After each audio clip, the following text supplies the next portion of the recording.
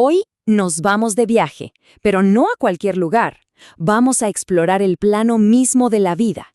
Sí, vamos a meternos de lleno en esos ladrillos fundamentales, los que construyen a cada ser vivo, para ver qué secretos esconden. Y para arrancar, ¿qué tal una pregunta que nos ha dado vueltas en la cabeza por siglos? A ver, si pudiéramos reducir toda la complejidad de la existencia a su mínima expresión, a lo más puro, ¿cuál sería el secreto de la vida? Bueno, la respuesta es sorprendentemente simple, pero al mismo tiempo superpoderosa. Todo, pero de verdad todo, se reduce a una sola cosa: la célula. Este va a ser el concepto clave que nos va a guiar en todo este análisis. Muy bien. Entonces, entremos en materia. Para poder entender el panorama completo, lo primerito es, ¿qué es exactamente una célula? A ver, imaginemos algo así como una burbuja diminuta, pero que se basta a sí misma. Tiene una membrana que la envuelve y la protege. Adentro está llena de una solución, como una sopa química de la vida, y lo más increíble de todo es que tiene la capacidad de crear copias idénticas de sí misma. Y aquí viene lo realmente alucinante de este concepto: su universalidad. Piénsenlo, desde una bacteria súper simple hasta una ballena azul gigante. Todo ser vivo es, en el fondo, una comunidad de células que trabajan juntas. Y todas, absolutamente todas, descienden de una sola célula fundadora. Pero claro, este mundo microscópico no siempre estuvo a la vista. De hecho, estuvo oculto por milenios. La historia de cómo lo descubrimos es fascinante, una mezcla de curiosidad, ingenio, y nos abrió los ojos a una realidad que ni en nuestros sueños más locos habríamos imaginado.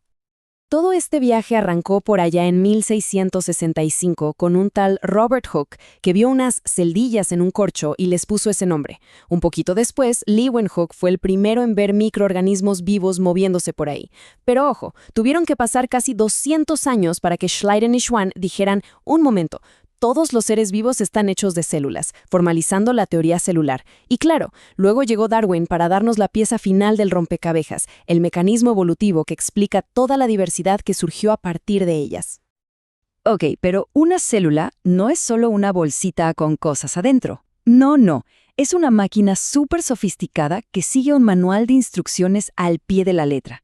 Así que ahora vamos a ver cuál es ese plano genético que la dirige. Y ese plano maestro es lo que conocemos como el genoma. Es literalmente el manual de instrucciones y está escrito en el lenguaje del ADN. Ahí adentro está toda, pero toda la información que la célula necesita para saber cómo crecer, cómo funcionar y, por supuesto, cómo reproducirse. Ahora, la manera en que la célula lee y usa esas instrucciones tiene un nombre: el dogma central de la biología molecular. Pensemos así: el ADN es el plano maestro original, guardado bajo 7 llaves en una bóveda. Para construir algo no se saca el original, ¿verdad? Se hace una fotocopia temporal. Esa copia es el ARN.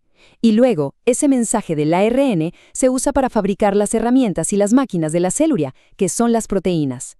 Este flujo de información, ADN que pasa a ARN, que se convierte en proteína, es básicamente el motor que hace funcionar la vida como la conocemos.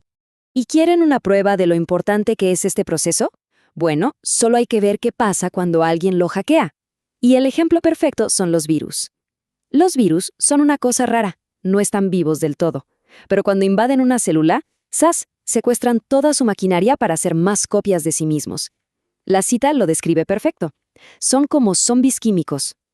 Afuera no son nada, están inertes. Pero una vez adentro, pueden desatar un control maligno y caótico. Bueno, a lo largo de miles de millones de años de evolución, la vida básicamente ha usado dos grandes diseños, dos modelos arquitectónicos diferentes para construir sus células. La diferencia fundamental, el punto clave de separación, está en cómo guardan su plano genético, su ADN. Por un lado, tenemos las células procariotas. Son las más simples, su ADN está como flotando libre en el interior. Y por el otro, están las células eucariotas, que son más complejas y, digamos que más ordenadas. Protegen su ADN dentro de un compartimento especial que se llama núcleo. Pero ojo, que su simplicidad no nos engañe. Las procariotas son por mucho las células más numerosas y diversas de todo el planeta.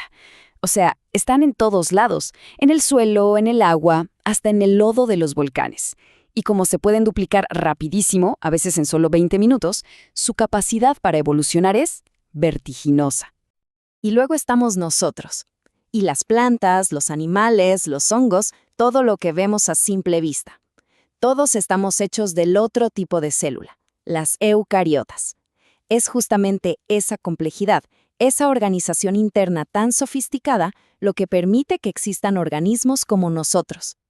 Y todo esto nos lleva al punto final, y quizás al más profundo de todos. Porque a pesar de esta gran división entre procariotas y eucariotas, y de los millones y millones de especies que existen, toda la vida en la Tierra está conectada. Hay un hilo invisible que nos une, y que se remonta a un pasado muy, muy lejano. Se calcula que la vida empezó hace unos 3.500 millones de años. Es una cantidad de tiempo que es casi imposible de imaginar.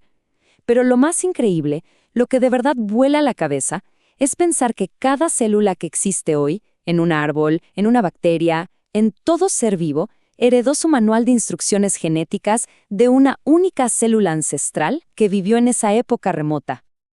Entonces, la pregunta del millón es, ¿cómo pasamos de esa única célula a la biodiversidad tan bestial que vemos hoy? Bueno, la respuesta está en el motor de todo, la evolución. Funciona así.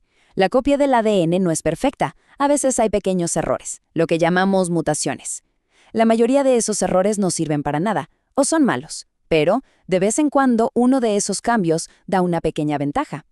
Y ahí es donde entra la selección natural, que se encarga de favorecer a los descendientes que están mejor adaptados a su ambiente. Y así es como el viaje desde una sola célula hasta la increíble complejidad del presente es, en resumen, la historia de la vida misma. Lo que nos deja pensando en una última pregunta para el final.